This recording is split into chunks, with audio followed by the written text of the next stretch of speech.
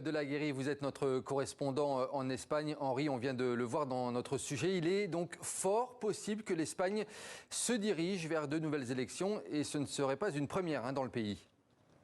Non, effectivement, c'est déjà arrivé en 2016 et en 2019. Et c'est vrai que ce soir, c'est le scénario qui semble le plus probable. Pourquoi ? Parce que Pedro Sánchez a un avantage face aux candidats de droite. Il est mieux placé pour éventuellement obtenir l'investiture.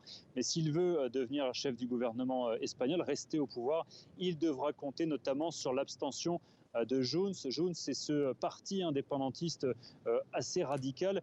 C'est le parti de Carles Puigdemont, vous savez, l'ancien président catalan qui est toujours à Bruxelles, qui est toujours recherché par la justice espagnole. Sauf que ce parti-là a déjà prévenu, il n'a pas envie, il ne veut pas investir Pedro Sánchez. Les affaires de l'Espagne ne le concernent pas, dit Carles Puigdemont. Et il a déjà posé ses conditions, des conditions qui sont inassumables pour Pedro Sánchez. Carles Puigdemont réclame un référendum d'autodétermination et une amnistie. Il veut pouvoir rentrer en Espagne sans être inquiété par la justice. Et ça, c'est un prix que Pedro Sánchez ne peut pas payer. C'est ce qui fait dire ce soir qu'on ira peut-être vers de nouvelles élections. Alors, droite et gauche au coude à coude. En revanche, l'autre enseignement de ce scrutin, c'est le score de l'extrême droite, bien plus faible que les prévisions.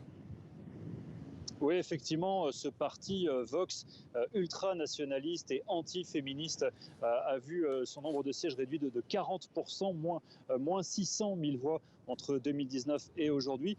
Pourquoi ? Parce qu'ils ont été victimes d'une forme de vote utile à droite. Beaucoup de ces électeurs ont préféré assurer l'essentiel et voter pour le Parti populaire.